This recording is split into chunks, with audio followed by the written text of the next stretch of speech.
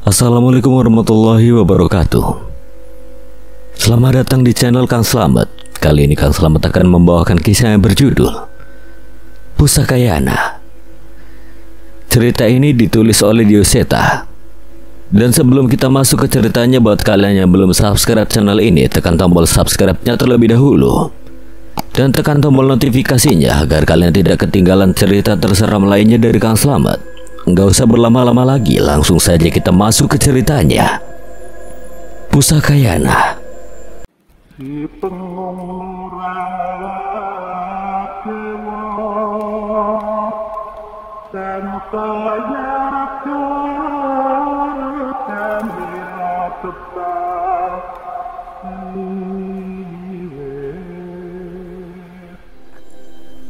Namun saat melihat bagaimana mereka bercerita semakin personal, Jayawira tak lagi ragu bahwa orang di hadapannya benar-benar mengenal dekat nama-nama itu.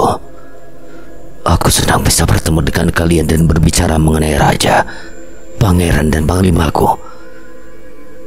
Tapi aku masih punya misi, sepertinya kita harus berpisah di sini. Kami mengerti, ucap Pale, namun Jayawira tidak pergi begitu saja. Ia mengeluarkan gulungan serat lontar bertuliskan aksara Jawa kuno. Bawa ini, mungkin ini akan membantu. Apa ini? Kitab Pusaka Yana. Sepertinya kalian tidak tahu banyak tentang pertarungan ini. Semoga ini bisa sedikit membantu. Terima kasih Jayawira. Semoga kita bertemu lagi di saat yang lebih tenang. Jayawira pun mengangguk dan segera pergi meninggalkan mereka. Danan memberikan gulungan itu pada Pale. Syukurlah ada gulungan ini, setidaknya kita tidak benar-benar buta dengan adanya ini. Berbeda dengan Danan dan Pale yang merasa tenang, Cahyo justru mendekat dengan wajah kecut. Jangan keburu seneng, emangnya ada yang bisa baca huruf tua gitu? Lah emang Pale nggak bisa? Lah kamu udah seneng gitu, Pale kira kamu bisa. Nah kan, kandang yuk, ucap Cahyo. Pale dan Danan memandang kesal pada reaksi Cahyo, tapi sayangnya kali ini Cahyo benar. Kejadiannya sama kayak pas aku terima serat rojo bedes. Udah keburu seneng, malah tulisannya kayak cacing-cacingan lagi puasa semua. Mereka bertiga hanya bisa menghela napas. Untuk sementara gulungan itu mereka simpan sambil berharap. Suara gemuruh terdengar dari arah barat. Mereka bergegas menyusuri reruntuhan candi hingga menyaksikan pertempuran besar di hadapan mereka. Danan, Cahyo, dan Pale mengikuti suara pertarungan dan mendapati orang-orang berlomba untuk meraih tombak Danda Murti yang melayang di atas satu batu besar. Saat seorang pendekar hampir meraihnya, cengkraman dari siluman bersisik hitam menariknya dan menghentikannya. Sementara dari atas, siluman dengan sayap kelelawar sudah bersiap menerjang, namun anak panah dari seorang pemburu pusaka menembus sayapnya. Semua pertarungan itu demi tombak yang muncul dari Triamuka kala itu. Panah itu bukan pusaka biasa, gumam Danan. Tak seperti peperangan antara prajurit kerajaan ataupun bangsa dedemit. Ada kekuatan besar beradu dari pusaka-pusaka yang dibawa oleh setiap sosok itu.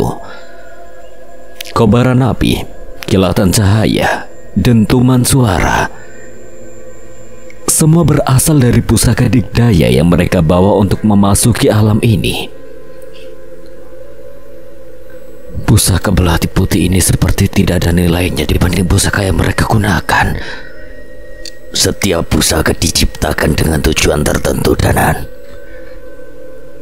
Berbeda dari perebutan tombak Danda Murti, di tanah rawa terlihat sebuah cakra melayang di atas batu. Tak ada pertempuran sengit di sana.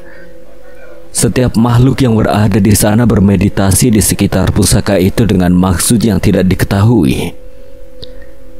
Sedangkan di langit, terlihat busur panah berkilau emas yang melayang dan menghujami makhluk-makhluk di bawahnya dengan energi yang membentuk anak panah. Semua yang mencoba menyentuh busur itu akan tertembak. Apa yang harus kita lakukan? Berpencar merebut 3 pusaka itu atau bersatu mengincar salah satu dari ketiga pusaka itu? Maju bertiga saja belum tentu bisa mendapatkan, apalagi berpencar. Kalau begitu yang perlu kita pikirkan adalah pusaka mana yang akan kita incar. Kita tidak mengerti bagaimana mengadu jiwa untuk memperebutkan cakram itu. Bertarung dengan para pemburu pusaka dan makhluk sekelas Danyang takkan mudah. Berarti busur emas itu...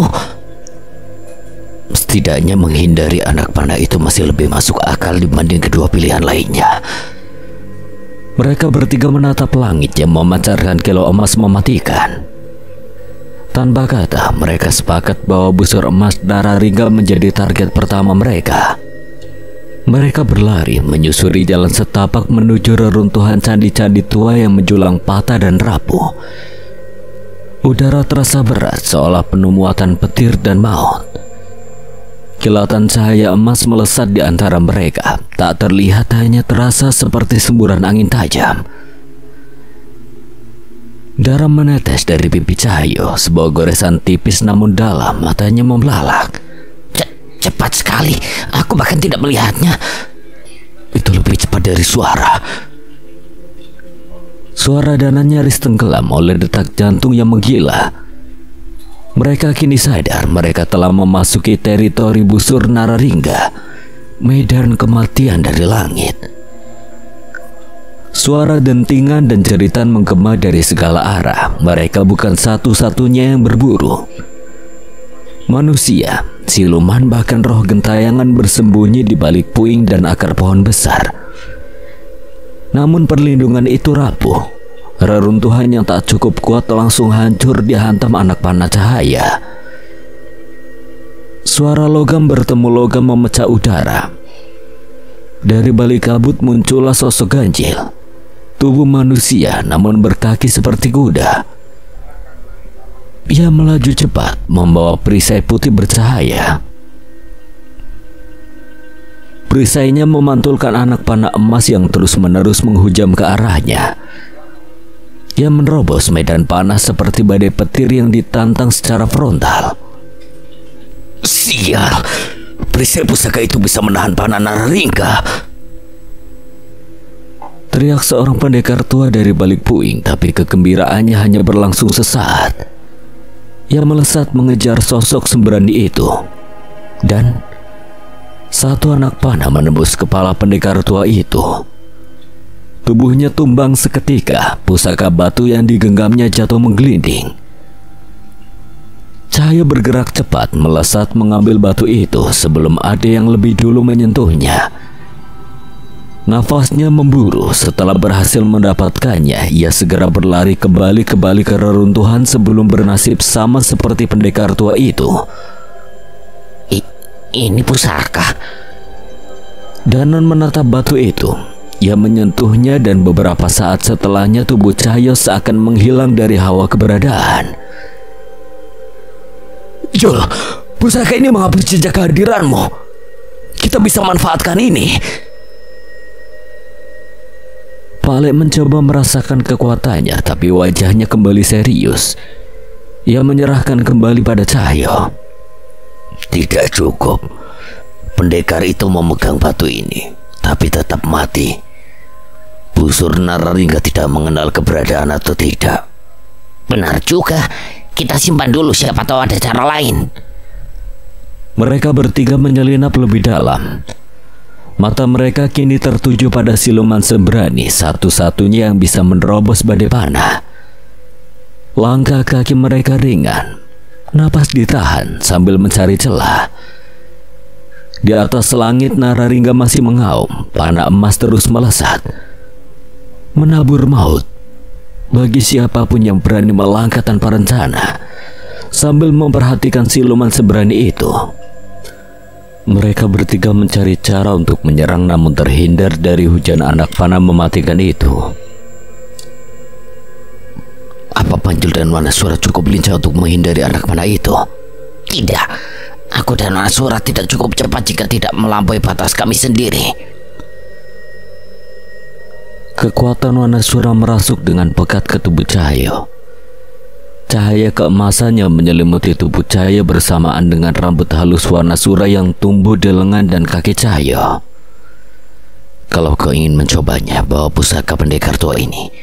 Walau tidak bisa menyembunyikan keberadaanmu dari anak panah, setidaknya bisa menyembunyikanmu dari pusaka lainnya. Cahyo mengerti. Ia mengambil batu pusaka itu dan mengantonginya. Sementara itu Pale telah bersiap dengan keris sukma geninya, bersiap untuk kemungkinan terburuk yang terjadi. Cahyo melesat dengan cepat menembus anak panah yang melesat ke berbagai arah. Saat itu Cahyo menyadari dengan jelas bahwa busur Nararingga mengincar sesuatu yang hidup. Lompat jauh ke kanan. Suara Pale tiba-tiba terdengar, dan Cahyo segera melakukan perintahnya. Beberapa detik setelah Cahyo melompat, gempuran anak panah menyerbu tempat Cahyo berada hingga menghancurkan bebatuan di sekitarnya, bersamaan dengan sosok siluman yang bersembunyi hingga mati dalam sekejap. Jangan lengah, jauhi makhluk-makhluk yang bersembunyi. Busur itu bisa melihat mereka. Pusaka itu hanya mau permainkan kita. Cahyo mengeram kesal, tapi ia tahu peringatan itu bukan omong kosong. Ia terus bergerak, melompat, berlari menghindari anak panah yang melesat bagai hujaman maut. Meski berusaha sekuat tenaga, tubuh Cahyo tetap tak luput dari goresan dan luka yang mulai menghiasi kulitnya. Benturan dahsyat terdengar. Perisai milik siluman sembrani membawa sosok kuda berjubah kabut itu mendekat ke arah busur Nararingga. Aku akan menaklukkanmu, seru siluman sembrani sambil melompat dari reruntuhan tertinggi. Tapi sebelum tubuhnya mencapai busur itu, sesuatu terjadi. Tubuhnya menghitam. Otot kuda gagah itu menggembung, lalu berubah. Sisik-sisik tumbuh dari kulitnya, membungkus tubuhnya yang kini tidak lagi sepenuhnya kuda. Ia berubah menjadi makhluk setengah ular. Cahyo menahan napas dan bersembunyi di balik reruntuhan. Matanya mengintai dari celah batu itu. Ular siapa ini? Raung siluman sembrani dalam murka. Lalu terdengar suara menggema di dinding dan penuh godaan. Ambil saja pusaka itu jadi pengikutku dan serahkan padaku. Bisik suara Dewi Kantasari entah dari mana. Siluman sembrani terjungkal ke tanah, tubuhnya menggeliat. Setengah kuda, setengah ular, dan mencoba melawan perubahan di tubuhnya. Tapi ia belum menyerah. Aku tidak selemah itu, siluman hina. Ia meraung lagi. Tiba-tiba suara itu terdengar lagi. Kini lebih jelas, lebih dekat. Aku suka pria kuat. Sepertinya aku sendiri harus turun tangan. Dari celah tanah yang mereka, muncul sosok perempuan cantik dengan tubuh ular dari pinggang ke bawah. Wujud asli Dewi Kantasari yang melata dengan anggun. Wajahnya menawan, matanya menyala penuh hasrat kuasa. Kau akan menjadi abdi terkuatku, bisiknya menggoda. Gigi taringnya siap menggigit, namun sebelum taring itu menyentuh kulit, darah hitam menyembur liar ke wajah siluman sembrani. Kepala cantik Dewi Kantasari terpenggal. Tubuhnya menggelepar lalu tumbang tanpa kepala. Siluman sembrani menoleh perlahan. Di balik kabut reruntuhan, berdiri Cahyo menenteng kepala Dewi Kantasari dengan dingin. Keberadaannya tersembunyi oleh pusaka batu, membuatnya tidak terdeteksi siapapun. Kenapa kau menolongku? Aku tidak menolongmu.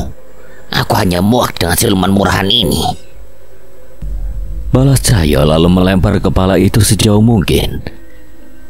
Tubuh Dewi Kantasari mengepul. terbakar dari dalam lalu hancur jadi abu. Ia benar-benar musnah. Tiba-tiba satu siluman lain jatuh ke tanah. Anak panah menancap tepat di kepalanya. Ia mati seketika saat mencoba meraih busur Naralingga. Mundur kalau masih mau hidup, busur sialan itu akan menyerang lagi. Matanya tajam ke arah siluman sembrani yang nyaris ambruk kelelahan. Siluman sembrani mendengus kesal, tapi kini ia menatap Cahyo dengan cara berbeda. Apa tujuanmu mengejar pusaka itu? Menaklukkan kerajaan, negara, atau membantai kami para siluman? Bukan. Aku hanya ingin memastikan pusaka berbahaya ini tidak membawa bencana. Cahyo menarik napas dalam-dalam lalu memusatkan kekuatan Wanasura dalam dirinya. Keringat dan darah mengalir, tapi ia tak gentar. Siluman sembrani menatap tubuh Cahyo yang penuh luka. Ia melihat kejujuran dalam tatapan mata itu. Gunakan ini tapi tepati janjimu. Ia menyerahkan perisai pusaka miliknya. Cahyo sempat ragu, tapi tidak ada waktu berpikir. Terima kasih. Pergilah, temanku di belakang, dia akan membantumu. Siluman sembrani itu mengangguk lalu melesat pergi. 4 kakinya yang kini kembali normal bergerak secepat badai. Dan saat itulah hujan anak panah emas kembali menyerbu langit. Sial. Cahyo melesat dari satu reruntuhan ke reruntuhan lain. Perisai pusaka melindunginya, tapi gelombang serangan itu tanpa henti.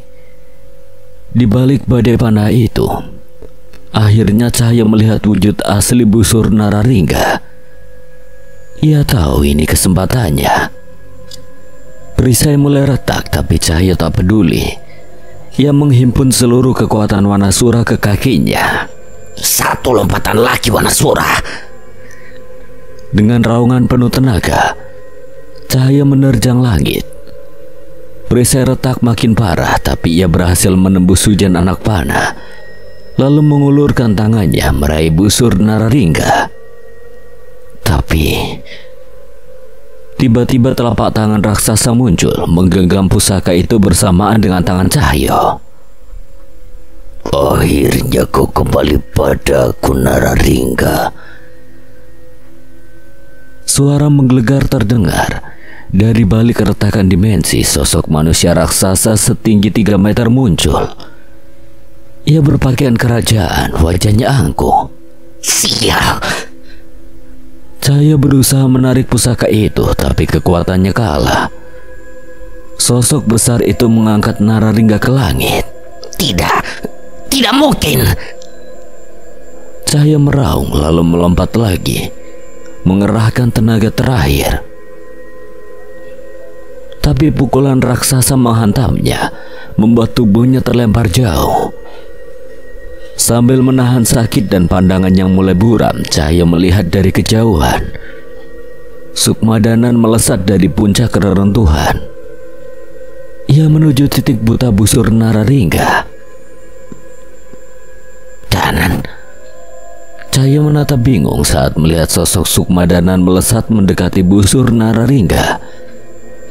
Dengan kecepatan luar biasa, Danan mencoba merebut pusaka itu, tapi hasilnya tetap sama. Busur itu tetap jatuh ke tangan makhluk raksasa itu, seolah menolak siapapun selain dirinya. Danan, Pajul, kembali! Teriak Pale, suaranya tegas dan tanpa keraguan. Tak ada waktu untuk berpikir. Mereka sudah terlambat. Makhluk itu dengan tangan berdarah menorehkan darahnya ke pusaka Naralingga. Dalam sekejap bentuk busur itu berubah membesar dan berpendar cahaya merah tua seperti bara. Pusaka itu kini menyesuaikan tubuh tuan barunya, makhluk yang kekuatannya jauh melampaui batas manusia. Cahaya tiba saat Sukmadanan kembali ke tubuhnya. Nafas mereka memburuh dan di dekat mereka siluman sembrani sudah berdiri bersama Pale. Tubuhnya terlihat lebih stabil berkat pemulihan spiritual. Sial, Prabu Kirana menghancurkan kerajaanku dengan pusaka itu. Aku ingin menghentikannya sebelum pusaka itu kembali padanya. Ia hendak menerjang ke medan tempur, tapi Cahyo mencegahnya. Belum saatnya. Kau tidak paham, makhluk itu haus darah. Jika dibiarkan, ia akan menghabisi ribuan nyawa. Dan jika kau maju sekarang, kau hanya akan menambah mayat di tanah ini. Selama kita masih hidup, kita masih punya cara untuk melawan. Siluman itu menatapnya dengan amarah dan putus asa. Tapi tiba-tiba Danan melangkah maju. Tuan Siluman.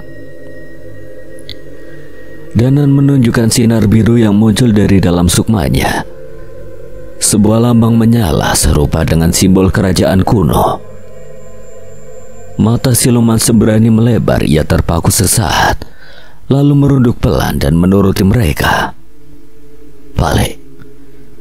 Tombak Danda Murti, kita masih bisa mengejar pusaka itu. Pale mengangguk. Mereka segera bangkit, berlari menuju lokasi tombak sakti itu.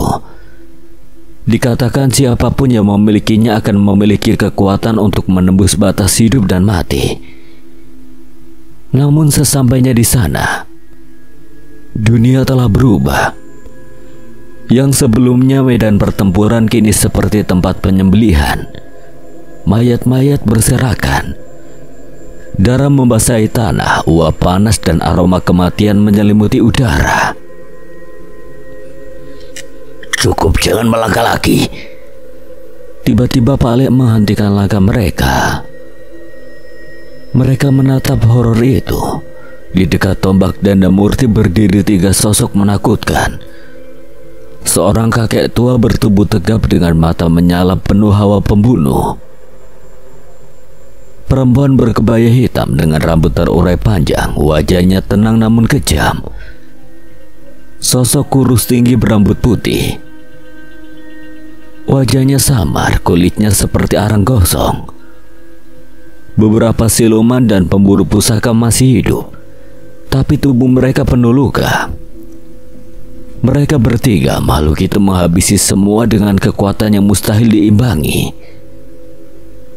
Pusaka itu milik kami, ucap seorang pendekar yang menerjang.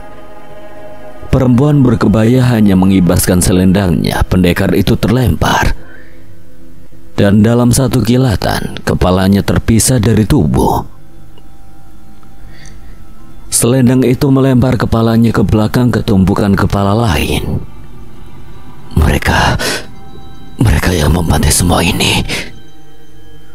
Mereka bukan dari zamanku, tapi kekuatan mereka sebanding dengan Prabu Kirana. Cahyo tidak maju, tapi Pak Lek menahannya. Jangan, tetap di sini. Sembunyikan dirimu dengan pusaka batu itu. Pak Lek, apa yang Pak Lek mau lakukan? Pak Lek hanya diam. Ia membuka kain tuanya, mengeluarkan sebuah batu hitam berpendar merah, serupa dengan warna tombak Danda Murti. Ia melangkah ke tengah medan dengan langkah tenang, mengurangi aura kekuatannya, berharap tidak menarik perhatian para siluman yang masih bernyawa. Suara senjata beradu terdengar dari kejauhan, tapi bukan perang, hanya sisa perlawanan dari mereka yang menolak mati. Sosok tinggi berambut putih itu perlahan menghadang langkah Pak Lek. Dari tubuhnya keluar aura kutukan yang menyesakkan dada. Pak Lek langsung menyalakan geni bara loka. Api suci menyala di sekeliling tubuhnya, membentuk lingkaran pelindung dari serangan gaib. Dari kejauhan Cahaya menahan napas. Danan menggenggam keris raga sukma, memisahkan sukmanya. Entah apa yang Pak Lek lakukan, tapi aku akan menyusul jika ada yang terjadi padanya. Cahaya mengangguk. Mereka hanya bisa menunggu, siap melesat kapanpun. Pak Lek tetap tenang. Ia mendekati tombak itu tanpa melepaskan pandangannya dari ketiga makhluk. Tangannya meraba gagang keris sukma geni, membacakan mantra. Api hitam meledak di sekitar tombak. Ketiga makhluk itu terkejut. Pak Lek memanfaatkan kelengahan itu dan menerjang ke arah tombak. Sebuah keris melayang mengincar wajah Pak Lek. Ia sempat menangisnya, namun sebuah luka tergores di dahinya, darah menetes.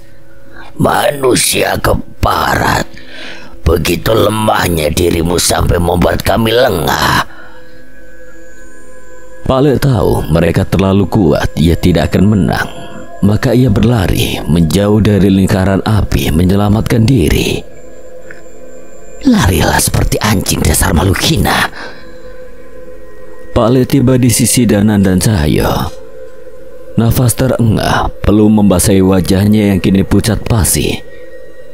Ia menggenggam luka di dahinya. Darah masih menetes dari goresan itu. Kita pergi dari sini, pusaka-pusaka itu tidak bisa kita rebut, bukan sekarang. Tanpa membuang waktu, mereka berempat segera menyelinap menjauh. Tak berani menoleh ke belakang, takut bahwa ketiga makhluk pemilik pusaka itu menyadari kehadiran mereka.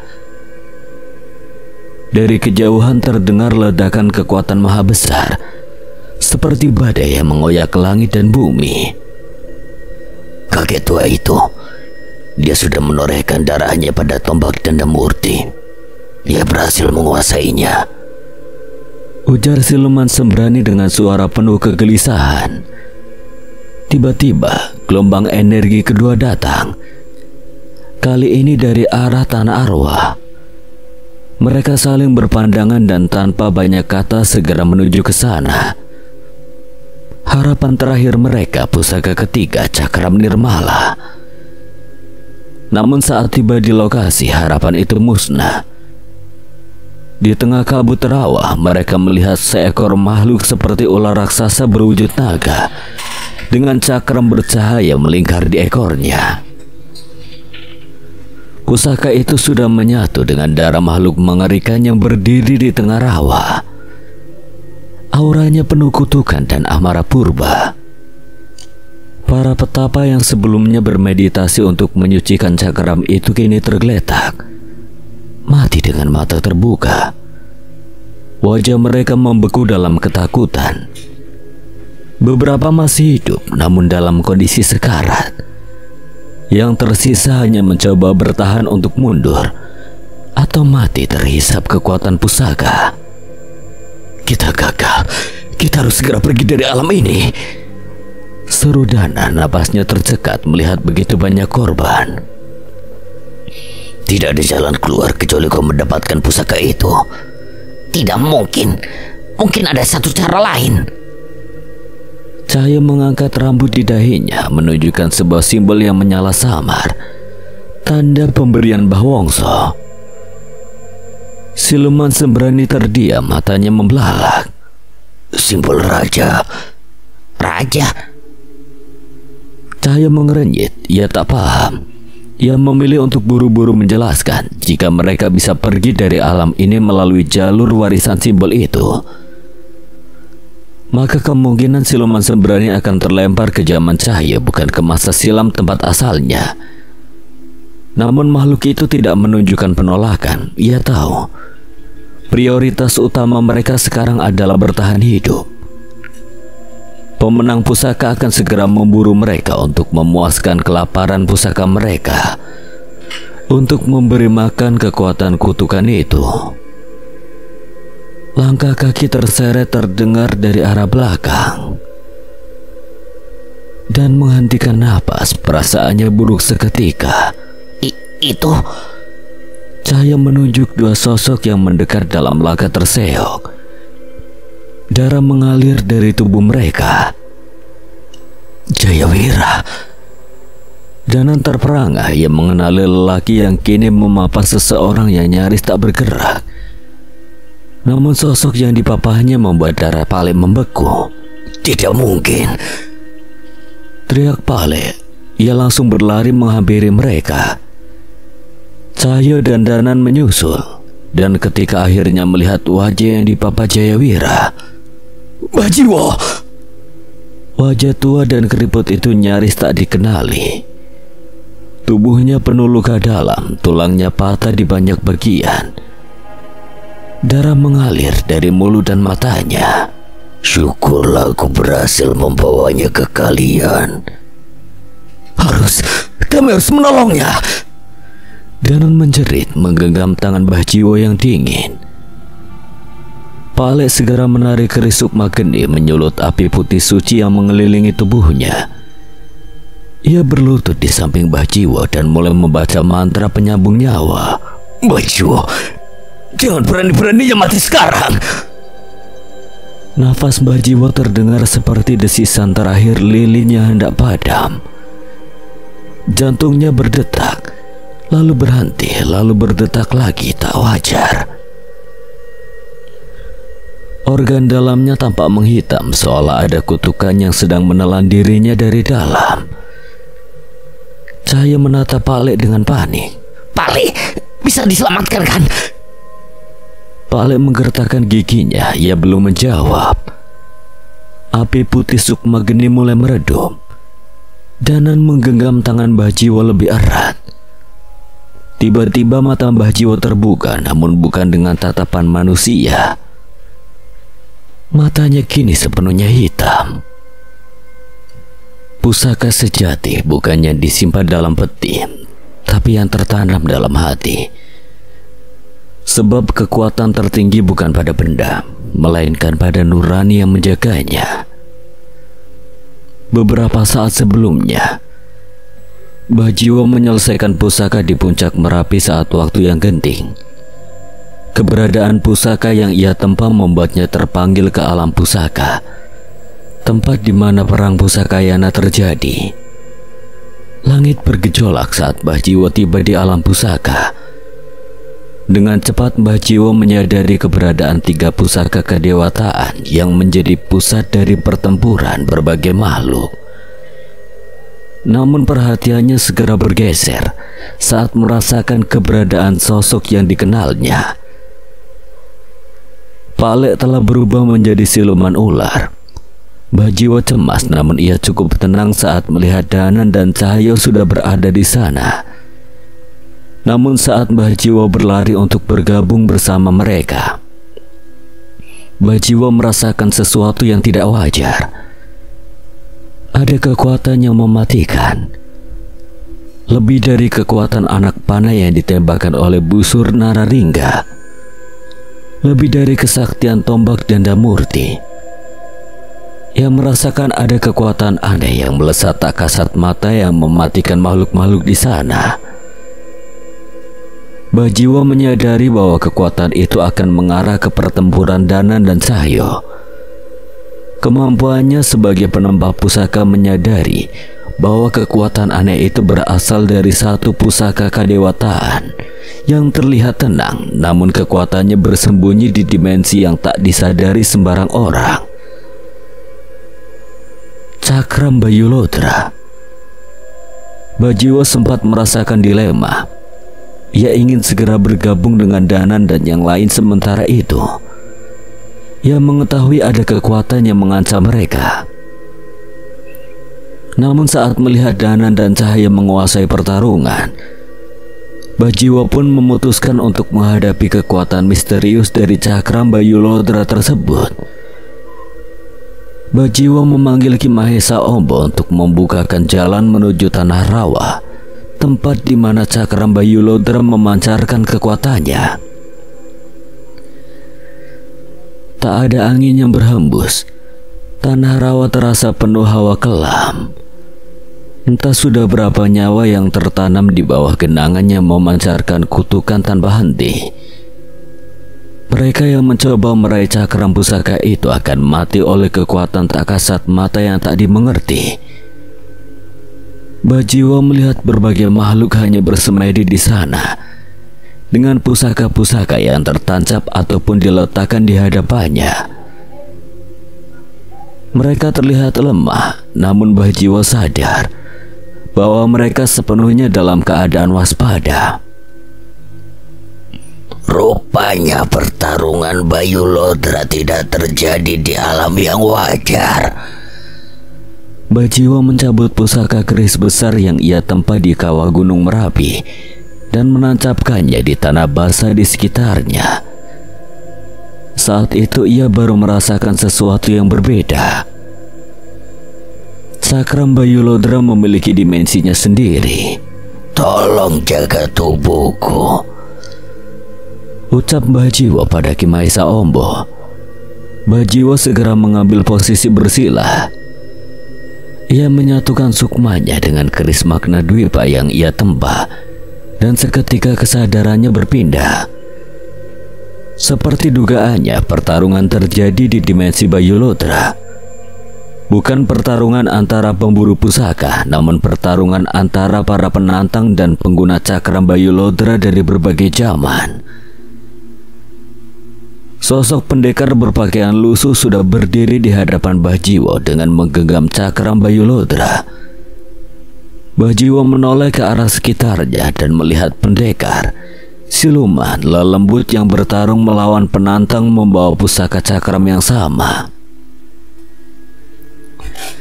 Bajiwo tahu, untuk mendapatkan pusaka cakram Bayulodra, ia harus melawan sosok di hadapannya. Merebut cakram di tangannya dan menghadapi pengguna cakram dari zaman lainnya. Bajiwo menggenggam keris pusaka Magna Dwipanya.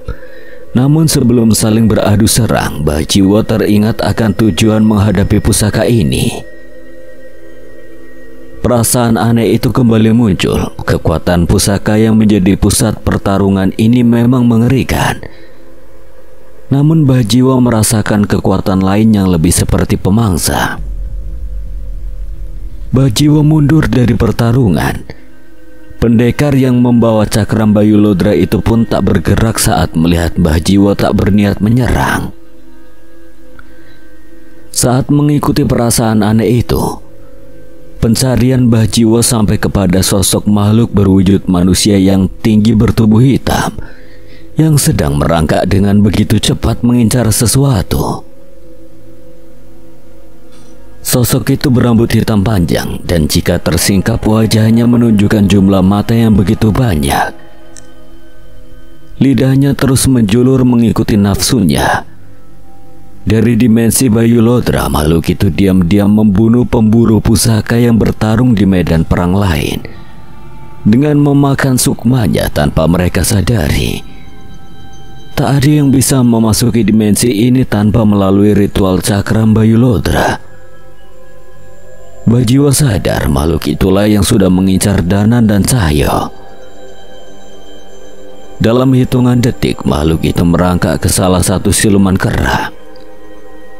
Dalam sekejap ia sudah kembali dengan roh siluman yang ia lumat di mulutnya. Roh siluman itu tidak sadar dengan apa yang terjadi. Ia mati tanpa ia sadari. Dan setelahnya ia mengincar ke arah luapan energi yang Bajiwo kenal, arah di mana Danan dan Cahyo berada. hentikan! Bajiwo buru-buru berlari. Ia menghujamkan keris Magna Dwipa ke ekor makhluk itu. Makhluk yang sudah bersiap kembali melesat itu pun kesakitan. Ia mengamuk dan menatap Bajiwo dengan tatapan penuh amarah. Seketika kekuatan hitam yang pekat menyelimuti makhluk itu dan membuat Bajiwo gentar. Takkan kubiarkan kau mengincar mereka. Dari alam pusaka, Ki Maesa Ombo menyadari perubahan pada tubuh Bajiwo. Tubuhnya berkeringat dan kekuatannya terus memudar. Tidak ada yang bisa makhluk pelindung itu lakukan selain menjaga tubuh Bajiwo dari gangguan apapun. Sementara di dalam pertarungan berat sebelah terjadi, makhluk pemakan sukma itu terus-menerus menyerang membabi buta. Kekuatan hitam di sekitarnya pun membuat Bajiwo terbakar hingga kesakitan. Makhluk kurang ajar. Bajiwo beberapa kali menyayat dan menusukkan kerisnya pada makhluk itu. Api dari lahar Merapi membakar tubuh makhluk itu pada setiap sayatannya. Namun itu tidak cukup untuk melumpuhkannya. Makhluk itu benar-benar liar bagai hewan buas yang begitu bernafsu mengincar mangsanya. Sambil bertarung dengan Mbah Jiwo, ia masih terus mengincar sukma yang ada di sekitarnya. Mbah Jiwo tahu ia tidak mungkin bisa mengalahkan makhluk itu jika tidak mempertaruhkan nyawanya.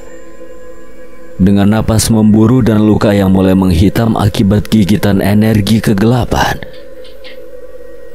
Mbah Jiwo berseru di dalam hati, memanggil roh leluhur para penempa pusaka yang dahulu ikut mematri jiwa mereka dalam logam sakral. Keris Magna Dwipa mulai bergetar hebat, mengeluarkan cahaya merah menyala seakan nyala kawah Merapi ikut masuk ke dalam pusaka itu. Makhluk pemakan sukma itu terhenti sejenak. Matanya yang tidak terhitung jumlahnya berdenyut, mengerja bersamaan seperti kilatan petir hitam. Ia merasakan sesuatu. Bukan hanya api, bukan hanya logam sakti, tetapi roh-roh terdahulu yang kini bangkit bersama keris Mbah Jiwo. Kau akan aku bakar bersama dimensi ini kalau perlu, teriak Mbah Jiwo, dan ia pun menusukkan kerisnya ke tanah dimensi Bayulodra. Tanah dimensi itu meledak dengan nyala magma spiritual. Arwah para penantang yang mati sebelumnya berteriak, bangkit dalam bentuk cahaya-cahaya menyala, membentuk lingkaran pelindung yang melingkari tubuh Mbah Jiwo. Setiap nyawa yang pernah direnggut cakram itu kini hadir menuntut balas pada sang pemangsa. Makhluk itu meraung, ceritanya tidak seperti suara hewan, bukan pula suara manusia.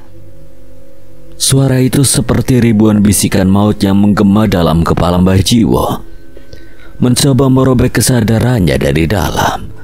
Namun Mbah Jiwo bertahan mencengkeram kerisnya erat. Makhluk itu pun kewalahan menghadapi serangan Mbah Jiwo, namun Mbah Jiwo kewalahan, kesadarannya hampir hilang. Matilah. Tapi harapan Mbah Jiwo sirna saat melihat makhluk itu mampu menyingkirkan arwah-arwah yang menyerang mengerubutinya. Walau dengan keadaan yang lemah, makhluk itu masih memiliki kekuatan yang sangat mampu untuk menghabisi Mbah Jiwo. Sial, habis sudah. Mbah Jiwo tidak lagi bisa bergerak dengan berbagai luka yang ada di tubuhnya. Senyum lebar terpampang di wajah makhluk bermata banyak itu.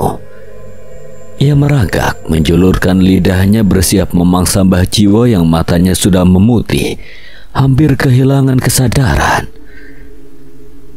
Namun sebelum makhluk itu menyentuh Mbah Jiwo, sebuah pedang yang menebas lidah makhluk itu dan membuatnya mundur.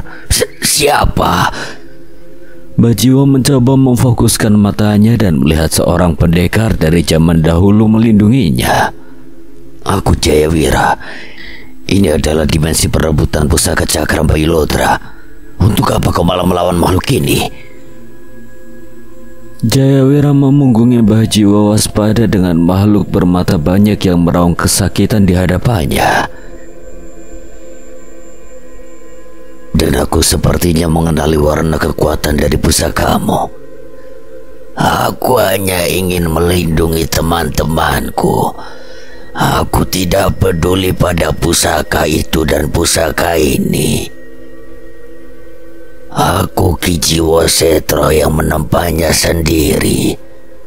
Jiwo Setro, sepertinya aku mengerti mengapa aku mengenal warna kekuatan pusakamu. Sekali lagi Jayawira beradu kekuatan dengan makhluk mematikan itu. Mbah Jiwo juga sadar ada kesamaan warna kekuatan dari pusaka yang digunakan Jayawira dengan miliknya. Apa tebaknya kau maksud itu Danan dan Cahyo yang sedang bertarung dengan siluman ular? Benar. Bagaimana kau bisa tahu? Sepertinya pertemuan kita sudah ditakdirkan. Mbah Jiwo masih tak mengerti dengan apa yang Jayawira katakan.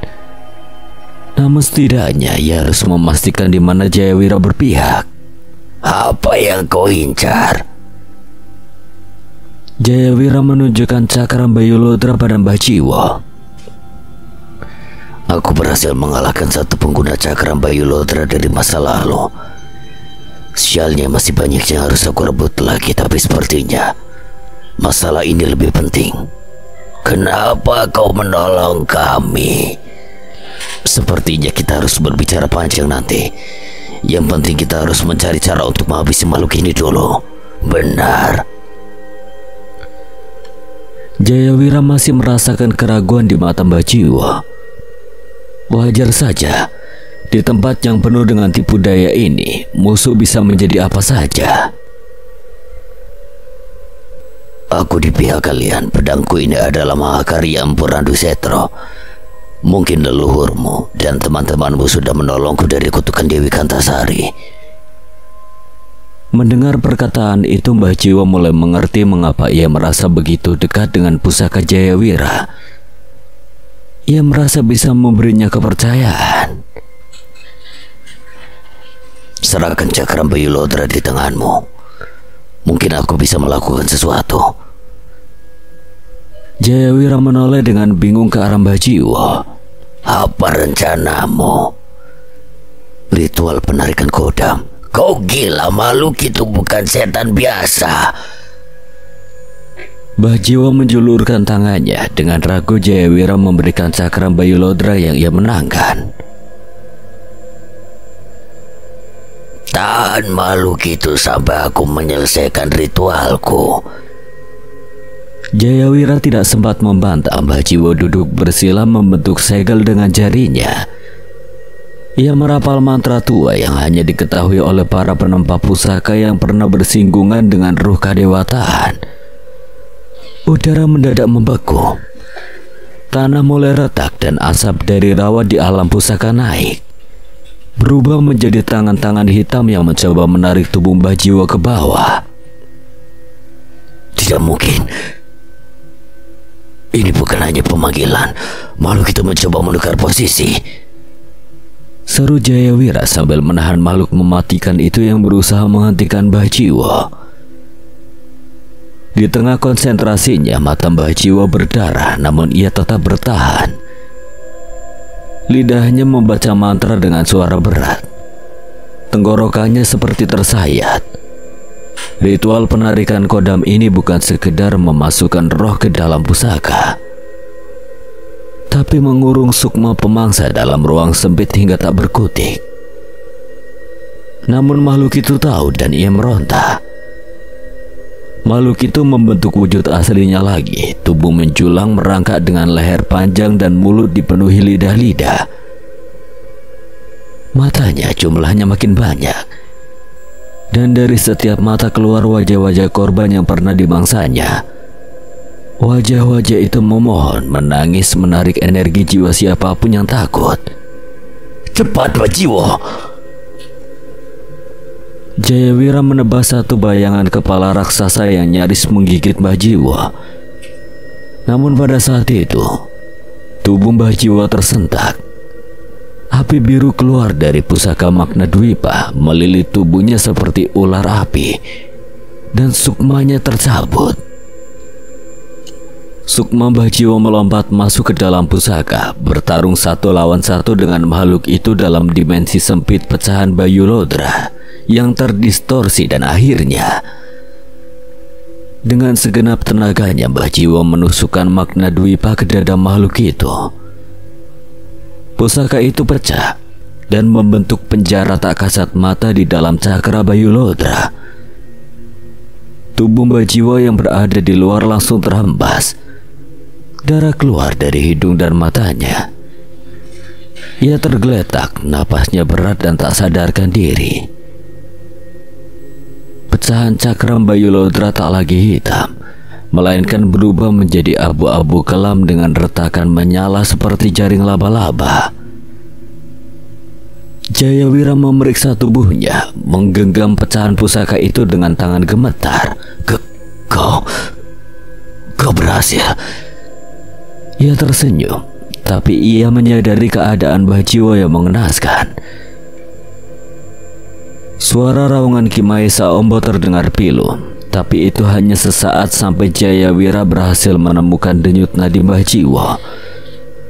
Jayawira dan Ki Maesa Ombo tahu bahwa mereka harus segera mencari orang yang mampu memulihkan Bajiwo sebelum luka dan dampak dari ritualnya benar-benar membunuhnya. Langit alam pusaka mendadak gelap. Pertanda satu hal, penjara gaib telah dibuat. Tapi kunci yang membelenggu makhluk mengerikan itu telah tertinggal di dalam tubuh Mbah Jiwo. Jayawira memapa tubuh Mbah Jiwo dan di tengah kecemasannya mereka sadar bahwa pusaka cakram Bayu Lodra sudah berbeda. Ada darah yang sudah digoreskan di bilahnya. Sosok makhluk telah berhasil mengalahkan pengguna cakram dari berbagai zaman dan memenangkan pusaka mahasakti itu. 3 malam berturut-turut suara gamelan tidak pernah berhenti menggema. Gending-gending kuno dimainkan silih berganti dengan harapan mampu menolak bala dan mengusir bayang-bayang bencana yang mengintai. Di pendopo desa, para penabuh bergantian menabuh dengan mata merah karena kantuk. Namun semangat mereka tak padam. Setiap denting kenong dan gong yang bergaung mengisi langit malam dengan doa-doa sunyi. Di tengah malam yang mencapai puncaknya, Naya melangkah naik ke bukit. Tertatih ia berjalan, obor kecil di tangannya hanya mampu menerangi jalan setapak di antara pepohonan lebat. Hembusan angin membawa aroma tanah basah dan daun kering. Sesekali terdengar lolongan jauh dari lembah, tapi Naya tak gentar. Ia tahu tempat yang ia tuju adalah wilayah yang dijaga dan juga dijaga untuknya. Tak satu pun makhluk gaib berani menyentuhnya sebab sang penguasa bukit telah mengenalnya. Lalu tiba-tiba getaran hebat mengguncang tanah, membuat dedaunan gemetar. Sepasang mata merah menyala mengintip dari balik pepohonan, menatap tajam dengan geraman rendah yang bisa membuat siapapun membeku ketakutan. Namun tidak dengan Naya. Ia justru tersenyum kecil. Ia mengangkat obornya lebih tinggi. "Butuh kendil?" bisiknya lembut seperti memanggil teman lama. Tawa aneh menggema, suara berat yang tidak bisa ditiru siapapun.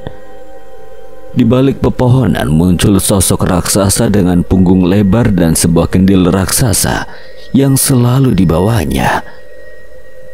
Tubuhnya menjulang namun ekspresinya berseri saat melihat Naya.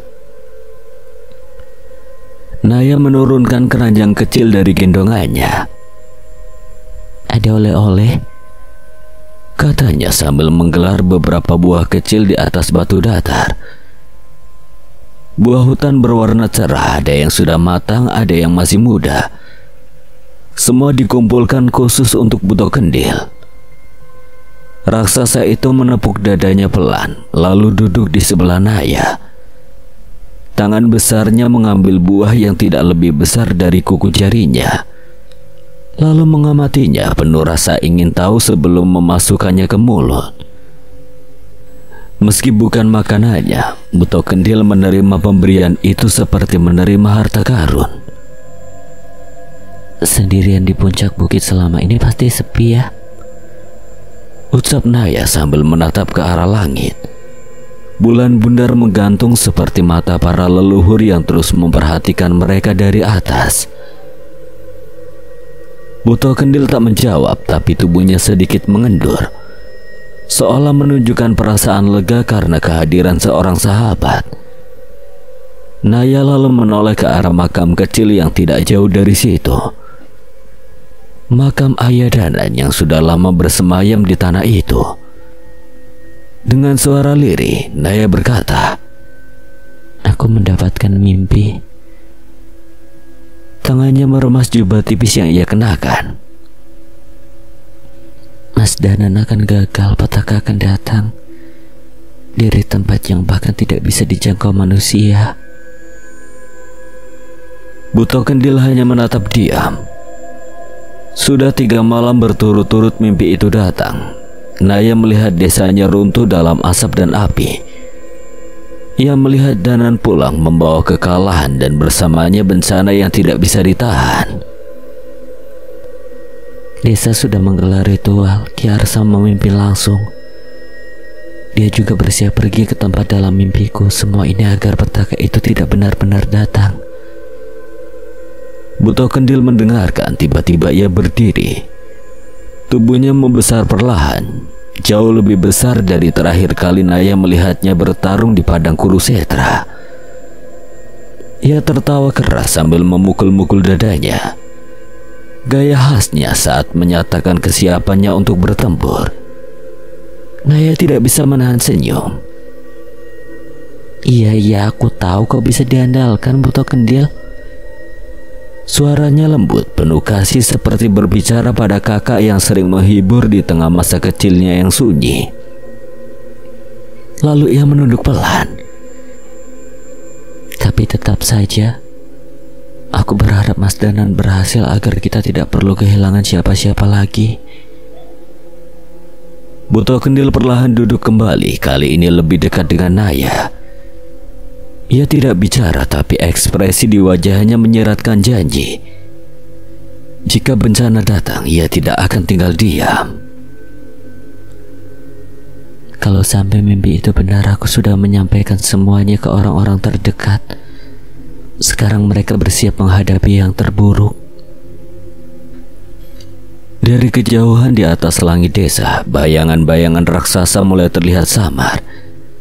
Siluet para buto, wanara, dan kesatria tua dari cerita wayang kuno berkumpul menyatu dengan alunan gamelan yang tak hentinya berdentum dari arah pendopo.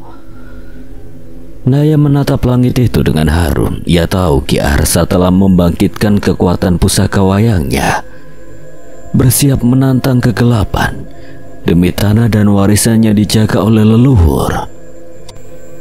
Cahaya di dahi cahaya menyala tajam, merah menyala seperti bara. Simbol warisan Mbah Wongso itu muncul di saat paling genting, memberi kekuatannya bahkan cahaya sendiri tidak sepenuhnya pahami. Alam pusaka runtuh, langitnya retak seperti kaca dihantam petir. Gema jeritan memenuhi udara, bersaut-sautan dengan tawa para pemenang pusaka yang kini berubah menjadi pemburu haus darah. Bukan lagi pertarungan, melainkan pembantaian. Tanah retak, pohon terbakar, dan aroma besi dari darah menggantung di udara. Mereka menyerap jiwa para pemburu pusaka, teriak Danan sambil menarik lengan Cahyo. Cahaya menoleh, sosok-sosok yang sebelumnya mereka kenal kini berdiri seperti raksasa di kegelapan. Tubuhnya diselimuti aura pusaka yang liar dan tidak terkendali. Salah satu dari mereka mengangkat tubuh seorang pemuda, menyerap cahaya dari dalam dadanya, hingga tubuhnya mengkerut seperti kertas terbakar. Cepat, Cahyo! Seketika cahaya putih menyelubungi mereka. Perpindahan antara alam terjadi. Waktu seolah patah, suara dan cahaya melebur menjadi kehampaan. Dalam sekejap mereka berpindah kembali ke alam manusia. Saat itu seseorang sudah menunggu bersama sebuah keranda. Akhirnya kalian kembali, ucap Tegar yang tengah duduk bersila di depan sebuah keranda yang berisi satu tubuh. Danan, Cahyo, Palek, Jayawira, dan sosok siluman sembrani muncul di reruntuhan pendopo tempat awal mereka pergi. Di waktu yang singkat itu, Palek menggunakan kekuatan Kerisuk Mageni untuk memulihkan Bajiwo. Jayawira dan siluman sembrani takjub melihat pemulihan Bajiwo. Luka-lukanya menutup, namun kesadarannya masih butuh waktu untuk memulihkan kesadarannya. Tegar terpana melihat mereka. Ia menyambut Danan dan Cahyo. Namun ia lebih terpaku pada siluman sembrani yang mencolok di antara mereka. Mas ini kusir delman yang dikutuk karena ninggalin penumpang, ucap Tegar yang heran melihat wujud siluman sembrani itu. Ngawur, gak sopan. Lah di cerita nenekku, manusia yang tubuhnya setengah hewan biasanya dikutuk karena durhaka atau kualat.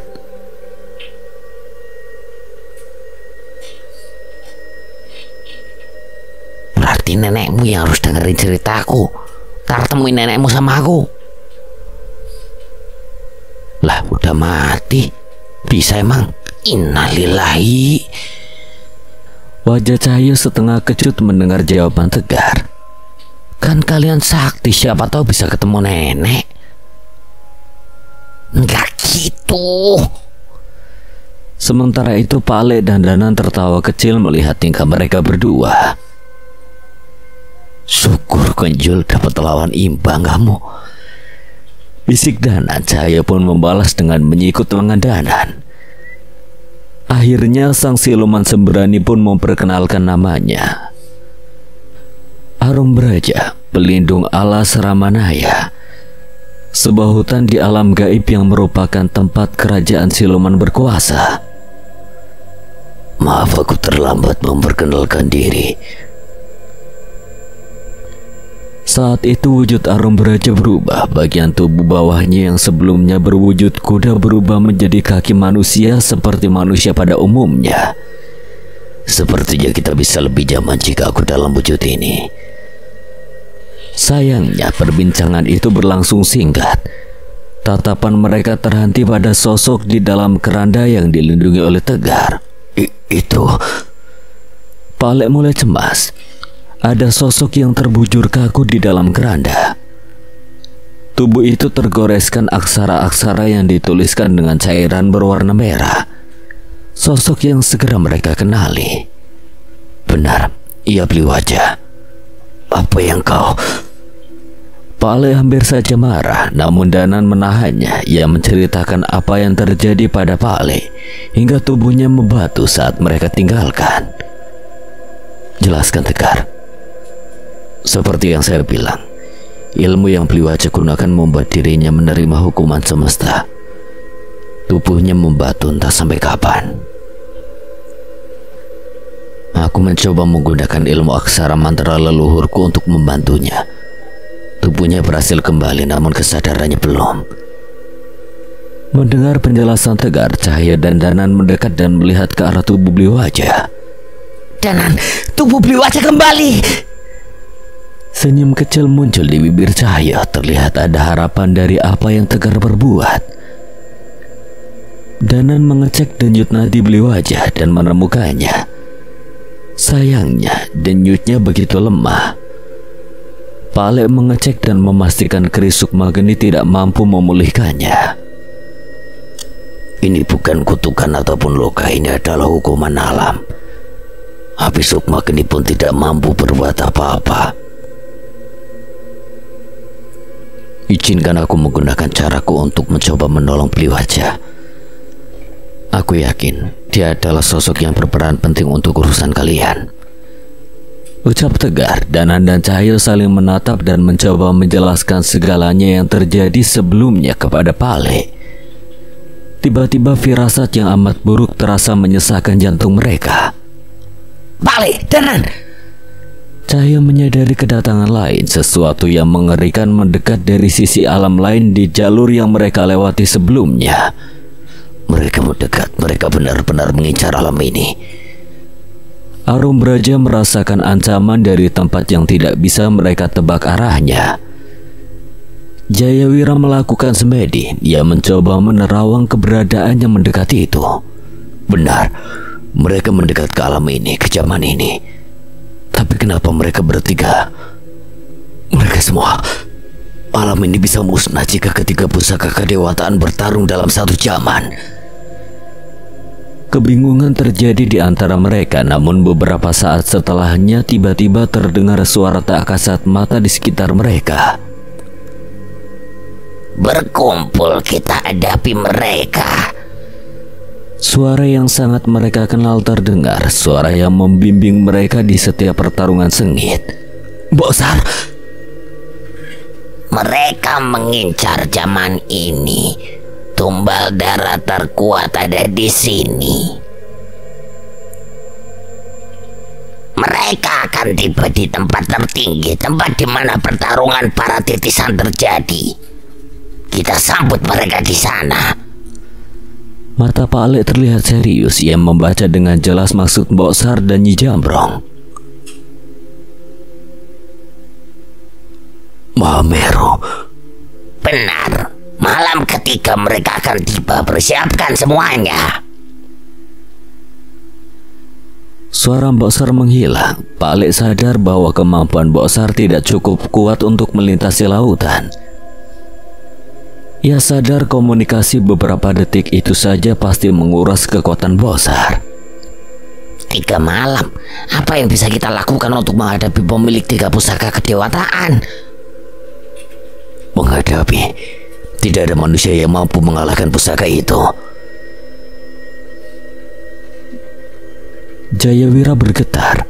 Wajahnya pucat pasi, seolah baru saja melihat bayangan ajal.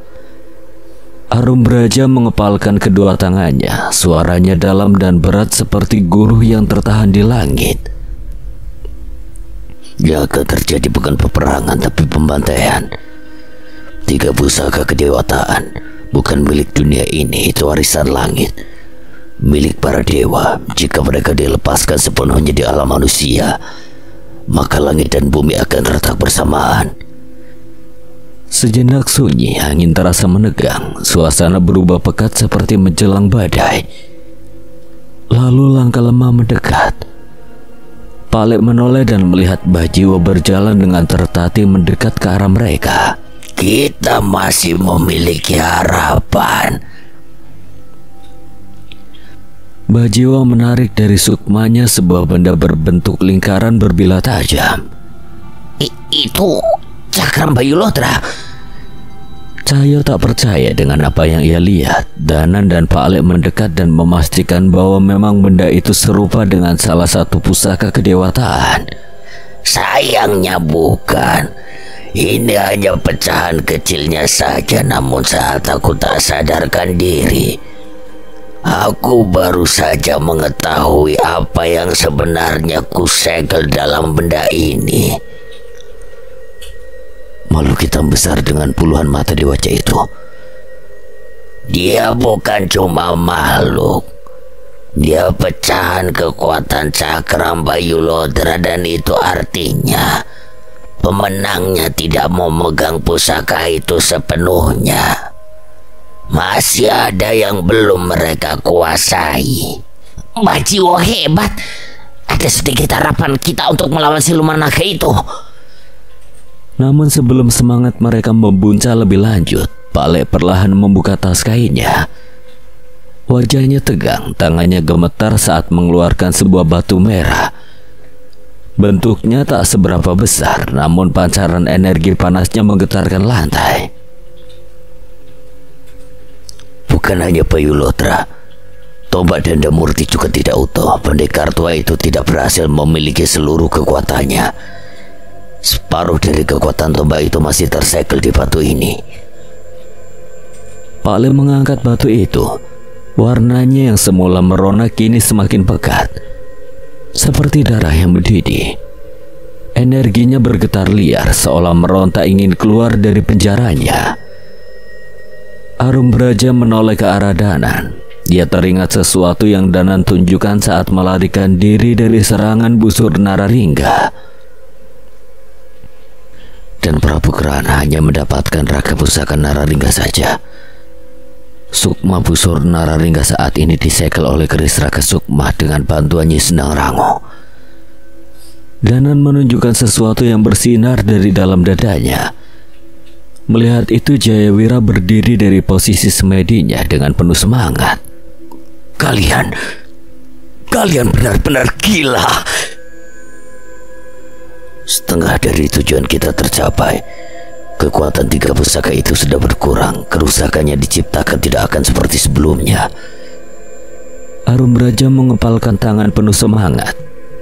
Cahyo mengadu tangannya. Kita hadapi mereka. Makhluk yang ingin bermain-main sebagai dewa tidak memiliki tempat di alam manusia. Pecahan kekuatan cakram Bayu Lodra, belahan kekuatan tombak Danda Murti, dan Sukma Busur Nararingga, semua itu menjadi harapan untuk menghadapi kekuatan yang bisa mengakhiri zaman itu. Kita percayakan beli wajah pada Tegar.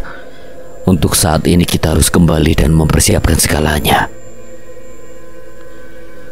Pak Le setuju. Tanpa membuang waktu, mereka pun bergegas meninggalkan Pulau Dewata.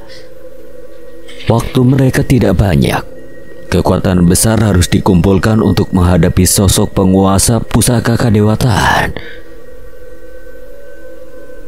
Suara gamelan menggema lembut di sekitar Danau Ranukumbolo. Dentangnya mengalun bersama angin malam, menciptakan suasana magis di bawah cahaya purnama yang benderang. Bulan menggantung penuh di langit, seolah menjadi saksi bisu atas apa yang akan segera terjadi. Obor-obor telah tertancap di berbagai sisi, menyala dengan nyala tenang di antara kabut tipis yang menari di permukaan danau.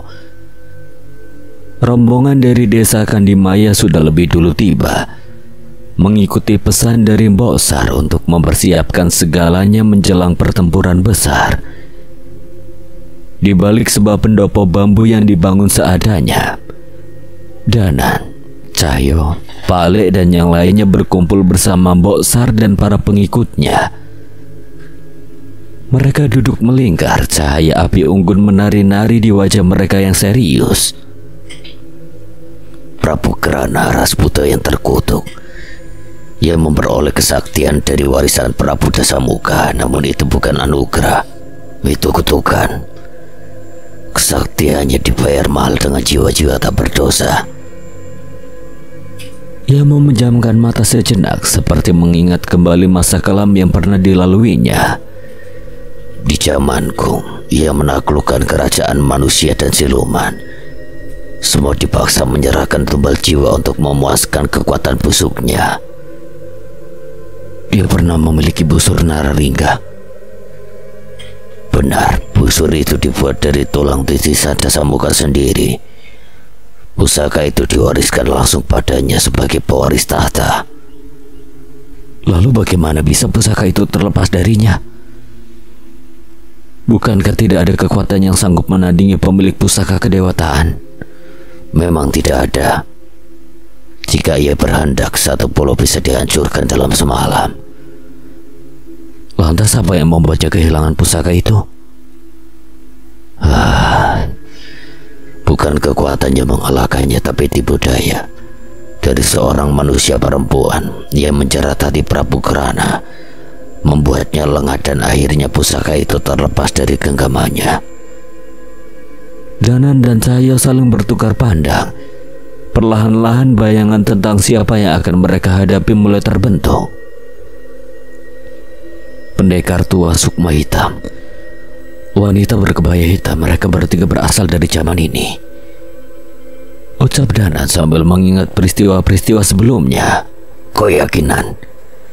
Aku ingat betul, kekuatan mereka muncul tak lama setelah kami berhasil mengalahkan Triamuka Kala.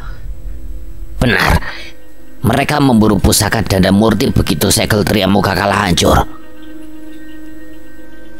Mbok Sar mengangguk pelan sambil menuangkan air dari tempayan ke dalam mangkuk-mangkuk bambu. 2 dari 3 pemilik pusaka sudah kita temui, tapi satu lagi, sosok yang seperti ular bertanduk naga atau apapun itu, tidak ada yang tahu pasti siapa dia. Danan, Cahyo dan yang lainnya hanya bisa menggeleng. Tak satu pun dari mereka tahu siapa sebenarnya pemilik cakram Bayu Lodra saat ini. Ya sudah, siapapun dia kita tetap harus menghadapinya. Tapi untuk sekarang sambut dulu tamu kita. Suara langkah-langkah kaki mulai terdengar dari kejauhan. Genting gamelan seakan merendah, memberi ruang bagi keramaian yang datang dari arah jalur pendakian. Danan dan Cahyo segera keluar dari pendopo, menengok ke arah suara tersebut. Di bawah terang bulan, mereka melihat 2 sosok berlari kecil, saling salib sambil berteriak. Aku yang akan nyampe duluan. Enak aja, finishnya kan di Ranukumbolo, berarti harus sampai danau dulu. Balas Dirga yang tidak mau kalah masih berlari menuju tepi danau. Curang! Danan dan Cahyo tidak bisa menahan tawa, kehangatan menjalar di dada mereka. Meski malam dipenuhi ancaman, kehadiran Dirga dan Guntur membawa secerca harapan. Dari belakang terdengar suara berat menggerutu. Bocah-bocah gemblung, barang-barangnya kenapa jadi aku yang harus bawa semua? Gerutu Jagat, wajahnya kusut dan punggungnya membungkuk menanggung beban. Tak jauh di belakangnya, seorang nenek tua berjalan sambil mengayunkan tongkat rotan. Suaranya lantang memotong kehebohan itu. Jangan main-main, kalian ini bukan piknik. Bentak Nyai Jambrong meskipun senyum geli sempat terbit di wajahnya. Pak Lek menyipitkan mata dari kejauhan lalu tersenyum kecil. Itu Mas Jagat dan Nyai Jambrong juga. Ia lega, sekutu mereka telah tiba. Malam Ranu Kumbolo mulai hidup, bukan hanya oleh api dan gamelan, tapi oleh tawa, oleh pertemuan, dan oleh harapan. Meski gelap masih mengintai, cahaya mulai tumbuh dari titik-titik kecil keberanian. Tapi di tengah kesenangan itu, perlahan suara gamelan berhenti. Danan sontak terdiam. Ada keganjilan yang mengusik. Ia segera melangkah cepat menuju Arsa, berharap itu hanya kesalahan teknis atau jeda sejenak. Tapi Arsa tak menjawab. Ia hanya berdiri kaku, memandangi satu titik di kejauhan dengan senyum kecil. Di sekelilingnya para penabuh gamelan tertidur seperti tertelan kantuk yang bukan dari dunia ini. Arsa apa yang... Belum sempat pertanyaan keluar, suara nyanyian menyeruak dari arah danau. Nadanya seperti lagu anak-anak, tapi ada kesan ganjil yang menggigit. Cahyo langsung tahu siapa yang datang. Ia melompat dan berlari ke arah asal suara. Kang Jawir, Nyai Runtak, tahan dulu. Ini jadi pada molor semua. Kang Jawir menyeringai santai seperti biasa. Hehehe, biarin atuh, mereka teh lagi istirahat. Bagus buat persiapan perang nanti, iya kan? Masalahnya mereka lagi ritual, Kang. Arsa dan padepokannya itu serius. Alah kumaha, Nyai? Tanya Kang Jawir sambil menoleh ke gendongannya.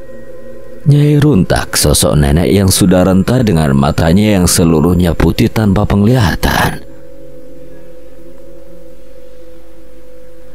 Saya saja yang tidur. Kalau saya yang tidur nanti mereka akan bangun.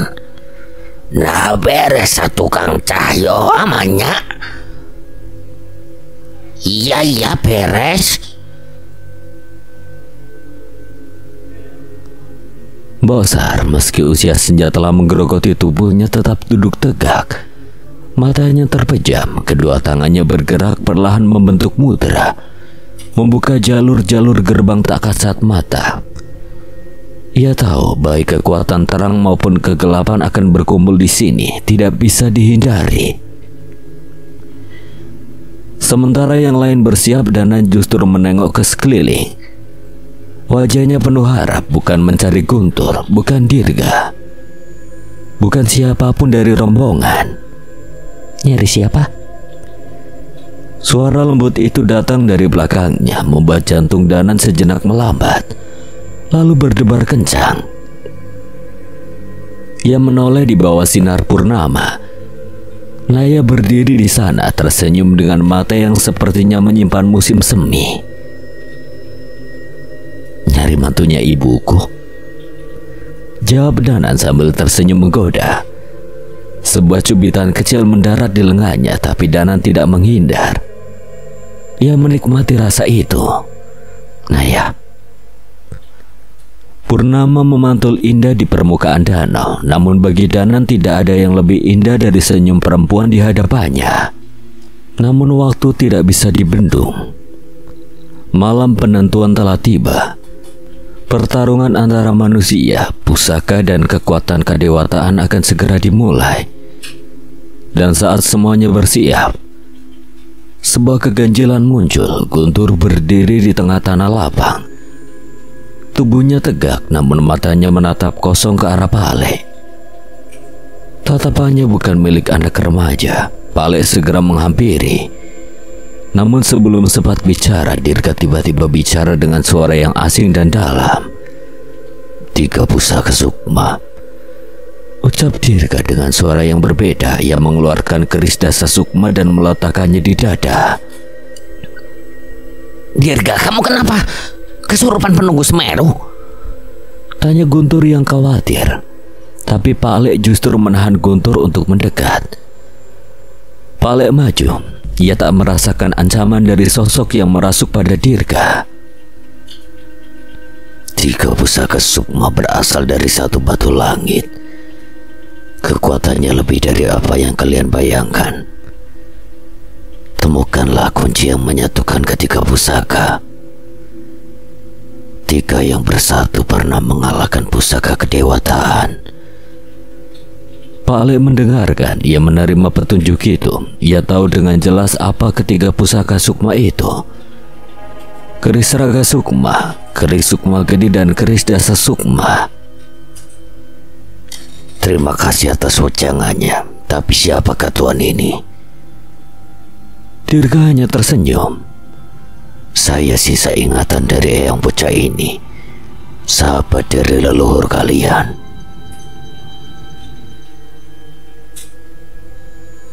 Saya ingatan dari Prabu Arya Dharmawijaya. Dan di tengah udara malam yang kian berat, satu pertanyaan menggantung di langit Semeru.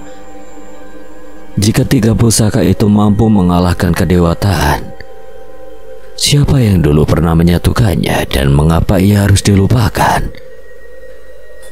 Penerus sejati bukan hanya mewarisi nama, tapi membangkitkan ruh yang tertidur dalam darahnya. Ia bukan bayangan leluhur, tapi nyala baru yang menyalurkan kembali cahaya lama. 3 pusaka sukma. Gerak-gerik Dirga terlihat aneh. Pale mengenali sosok itu bukan sosok yang mengancam, namun sosok yang bijak. Ia merasakan bahwa kehadirannya saat ini terpicu oleh petaka yang membahayakan keturunannya. Prabu Arya Dharmawijaya. Pale menunduk memberi hormat pada sisa ingatan dari sosok raja dari masa lalu yang menguasai tubuh Dirga. Sudah, jangan kaku. Aku bukan lagi raja di zaman kalian. Lagi pula aku berutang banyak pada leluhurmu. Pale memerintahkan Guntur untuk memanggil Danan dan Cahyo. Apa yang terjadi pada Dirga segera disadari oleh mereka. Senyum Danan terukir lebar melihat sosok raja sekaligus sahabat dari leluhurnya. Prabu Arya, syukurlah yang Widarpa sudah tenang saat menemukan makam Prabu. Menemukan makamku, itu hanya alasannya saja. Alasan? Tapi Eyang memang menemukan makam Prabu di alas mayat tempat. Saat itu Danan baru tersadar, tapi mungkin Eyang Widarpa tidak bisa menemukan makam Prabu Arya di tempat yang tak jauh dari tempat ia terikat. Tidak mungkin. Lantas kenapa akhirnya Eyang bisa pergi dengan tenang? Karena Widarpa sudah yakin pada penerusnya. Ia tahu warisan itu telah sampai pada keturunannya yang pantas. Ia telah menanti menemui semua jejak leluhurnya, tapi belum juga bisa tenang. Kalianlah yang membuatnya damai. Kalianlah yang membuat Widarpa yakin untuk menyerahkan segalanya penuh tanpa sisa. Danan dan Cahyo saling bertatapan. Ia tidak menyangka sekali lagi Eyang Widarpa mengelabui dirinya, bahkan walau dirinya sudah tiada. Eyang Demit bisa-bisanya ngibulin kita lagi. Baru selesai mengumpat, tiba-tiba sebuah tendangan mendarat mementalkan Cahyo begitu saja. Bocah-bocah asu, siapa sing bocah lo Demit? Spontan Cahyo kaget menerima tendangan itu. Sementara itu Danan menoleh dengan wajah gemetar. Tidak mungkin. Danan tak percaya dengan apa yang dilihatnya. Nggak mungkin kan? Cahyo berdiri dari tempatnya terjatuh. Ia mengenal benar-benar tendangan yang bisa membuatnya terpental begitu saja. Yang Widarpa. Danan melihat sosok yang sangat ia rindukan. Jangan senang dulu bocah asu. Aku cuma pecahan sukma. Sisa ingatannya tidak bisa berbuat apa-apa. Yang tidak akan ikut bertarung. Terus ngapain muncul di sini?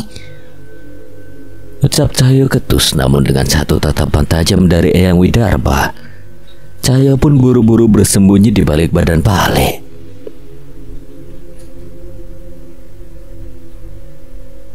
Benar, kami hanya pecahan sukma. Eyang Daryana. Pale segera mengenali sosok itu. Danan menoleh pada sosok itu. Sosok yang mereka kenal. Sosok yang bertarung bersama mereka di tanah Paradanya. Namun kali ini dengan wujud yang lebih tua. Ini adalah bagian dari ilmuku, ucap Prabu Arya Dharma Wijaya.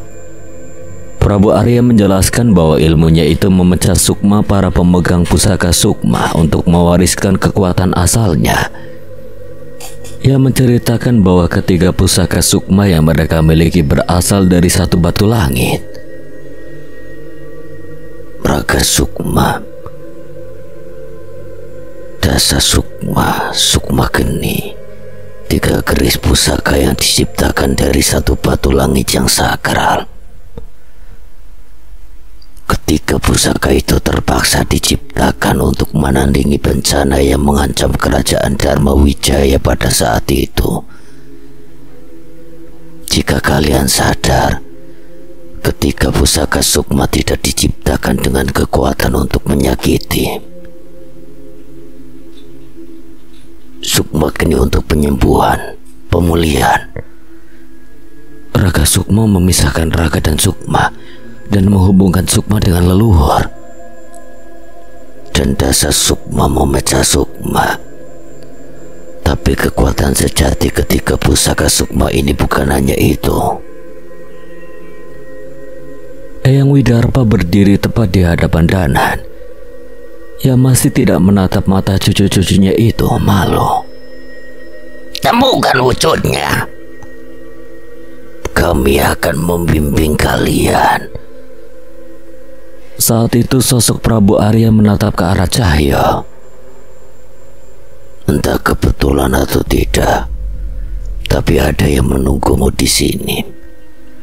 Sosok itu terus menanti di sini, di tempat sahabatnya dimakamkan. Cahyo tidak mengerti apa yang dimaksudkan Prabu Arya, namun dengan satu gerakan tangan, satu bulu rangkara yang disimpan oleh Cahyo terbang perlahan ke satu arah. Ikutilah bantuan mereka, tidak bisa diremehkan. Cahyo mengerti. Danan memberi isyarat pada Cahyo untuk pergi. Setelahnya Prabu Arya menoleh ke arah Guntur. Tolong hadapi makhluk-makhluk itu dulu sebelum mereka kembali. Tunggu. Gimana? Kamu bercanda? Guntur bingung dengan ucapan itu, namun saat itu Pale, Danan, dan Dirga duduk bersila dan bersemedi dengan tuntunan tiga roh leluhur mereka. Jangan langsung begitu. Gimana kami bisa melawan makhluk-makhluk itu tanpa kalian? Tolong ya Guntur, kami pergi sebentar. Ketiga tubuh itu seketika ditinggalkan oleh sukmanya. Kabut putih pekat menyelimuti tubuh itu, menyembunyikannya menghilang dari pandangan Guntur. Kalian seenaknya. Sementara itu, Sukma, Danan, Pale, dan Dirga tiba di sebuah tempat yang tidak mereka mengerti. Sebuah tanah lapang dengan tanah yang menghitam. Ada sebuah lubang dengan aliran lahar yang terlihat di sana. Tempat apa ini? Seperti ada sebuah benda yang besar yang pernah ada di lubang itu. batu langit. Di saat itu mereka bertiga melihat keberadaan Prabu Arya dan Widarpa dengan wujud yang lebih muda.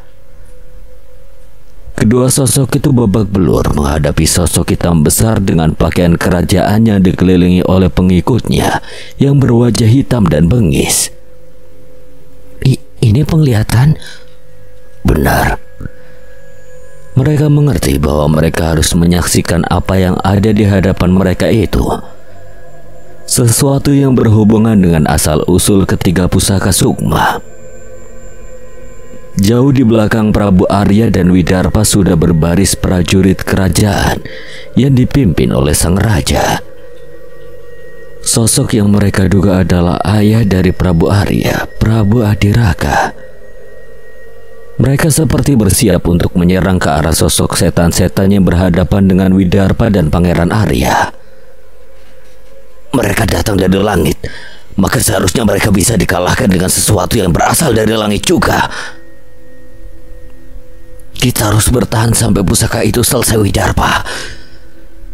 Seketika penglihatan itu berlalu begitu cepat. Mereka melihat sesuatu yang tidak mereka percaya. Kedatangan ketiga pusaka sukma membuat alur pertarungan berubah. Sukma mereka terpecah menjadi banyak. Masing-masing menggenggam wujud sukma dari keris raga sukma. Sementara itu, sukma mereka selalu pulih dengan keris sukma geni yang selalu memulihkan tubuh mereka.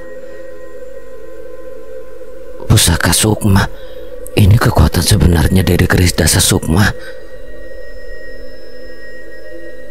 Sukma itu seolah abadi. Aku belum pernah melihat sukma geni sedikdaya ini. Keris raga sukma memecah bersama sukma. Kekuatannya tidak terbagi, ini menakjubkan.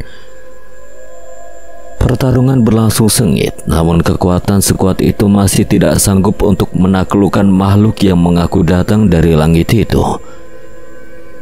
Walau begitu, pertarungan itu berhasil membuat makhluk itu tak berdaya dan kehilangan kesaktiannya.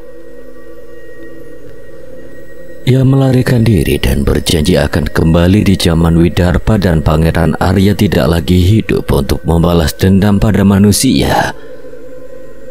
Seketika penglihatan mereka berpindah pada zaman yang berbeda. Kali ini di hadapan mereka adalah sosok Daryana yang sedang membawa sebuah keris. Keris yang terlihat asing namun kekuatannya terus memancar tanpa henti. Itu keris apa? Aku merasakan kekuatan dasar sukma. Kekuatan raga sukma dan sukma geni juga terasa. Di hadapan Daryana terlihat sosok makhluk itu. Sosok makhluk besar yang mengaku raja yang turun dari langit yang dikalahkan oleh Widarpa dan juga Prabu Arya. Sosok yang bangkit kembali seperti janjinya. Makhluk yang mengaku sebagai dewa itu pun musnah ketika keris itu menancap tepat di dahinya. Kekuatan keris itu terus memancar tanpa henti. Kekuatan yang tidak akan tergambarkan oleh pusaka apapun. Kedatanganmu adalah petaka dan petaka datang bersama penakluknya. Batu langit membawa kekuatan dan kami menyatukannya dengan kekuatan kami. Inilah keris pusaka pembunuh dewa. Danan, Pale, dan Dirga tidak mendengar jelas perkataan Daryana. Penglihatan mereka menghilang dan saat itu ketiga leluhur mereka sudah duduk bersila berhadapan dengan mereka. Kenali pusaka kalian. Temukan pengikat antara tiga pusaka itu. Satukan pusaka itu dan temukan nama pusaka pemusnah dewa itu. Wujud asli dari tiga pusaka sukma. Danan, Dirga, dan Pale mengangguk. Mereka sudah mengerti apa yang harus mereka cari. Sesuatu yang seharusnya sudah ada bersama mereka bertiga sejak lama. Permasalahannya apakah mereka berhasil menyatukan ketiga pusaka sukma sebelum ratusan nyawa menjadi korban. Yang suci bukan selalu yang sakti. Kadang justru jiwa yang jernih dan polos mampu menjangkau hal-hal yang tak terjamah oleh logika para ahli. Bukan karena ia tahu lebih banyak, tapi karena hatinya tak menghalangi cahaya untuk masuk. Beberapa waktu yang lalu, Tegar membaringkan tubuh beli wajah di dalam sebuah rumah tua yang telah lama ditinggalkan penduduknya. Debu dan sarang laba-laba menggantung di langit-langit, sementara angin malam berdesir membawa aroma tanah basah dan kesunyian yang menyesakkan dada. Apa kowe? Tegar sok-sokan ngomong percayakan beli wajah padaku. Sekarang bingung toh mau ngapain? Gumamnya lirih menatap tubuh yang terbujur kaku dalam keranda kayu. Dengan gemetar ia membuka penutup keranda. Cahaya remang menyinari tubuh beli wajah yang masih dipenuhi aksara kuno berwarna kehitaman, terukir bagai luka di permukaan kulitnya. Ini sudah mantra paling kuat yang aku punya. Demi-demi terkuat sekalipun akan hancur dengan ini. Tapi kenapa ini tidak mempan? Tegar melangkah mengelilingi tubuh itu. Setiap langkahnya diiringi bayangan kegagalan, rasa bersalah, dan juga beban ratusan nyawa manusia yang menanti di ujung kehancuran. Ia duduk bersila meletakkan topeng bujang ganong di sisinya. Wajahnya penuh keraguan. Menghentikan waktu, bermain dengan masa lalu, mana masuk akal.